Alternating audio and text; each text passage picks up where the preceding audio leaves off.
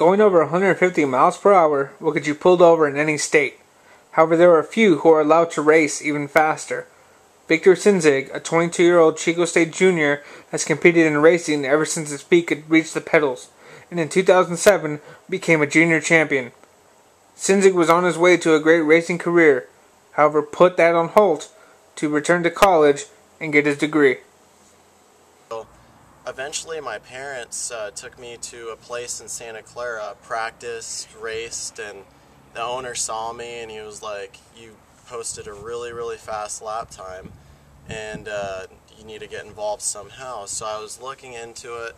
The more I looked into it, I saw this competition. It was called the Red Bull Driver Search, and I got accepted, or I raced my way into the top 10, which then transitioned over to Infineon Raceway, where there were a few judges such as Danny Sullivan, who was an Indy 500 winner. He pulled me aside and he was like, "You need to get involved in racing somehow. I'll give you my advice," and he basically told me of what to do and what racing series I should get into next, and that's kind of where I started, and ever since it's just been a deep, strong passion of mine. Viktor was working his way up the amateur ranks, and in 2006 beat 1,500 drivers to become one of the 21 selected to Ron Sun's Winner's Circle Driver Development Program, until one day it all came to a screeching halt. My worst day was flipping a USAC midget in Tracy, California at Altamont Speedway. I flipped at around 155 miles per hour, and it was not good. But at the same time, it was good because it opened my eyes on how great life is. I mean, I cherish every day. You know, I could have been impaired for the rest of my life if I hit the wall. This once first-place race car now sits with no driver behind the wheel.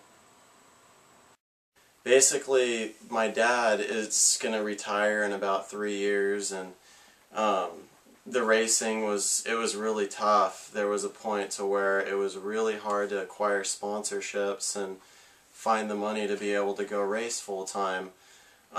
So my dad basically talked to me and he's like, you know, you can either keep racing and go that route or take over our family business in the Bay Area. So what my main focus is to go to school, get my education, my business management degree, and then in 3 years my dad's going to retire and expand the business after that. That's what my main goal is, and everyone that I've surrounded myself in racing supports that. Viktor, I noticed when I was competing against him how passionate he was about it, and his drive to the sport, and how competitive he was. And you know, when you're competing against a fellow racer like that, you kind of know people that are really into it and really not.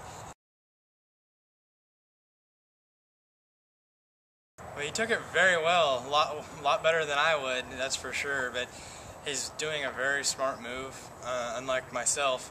But when you're involved with motorsports, it's part of your life. It's what you do. It's what you do every day, and you eat, breathe, and sleep it.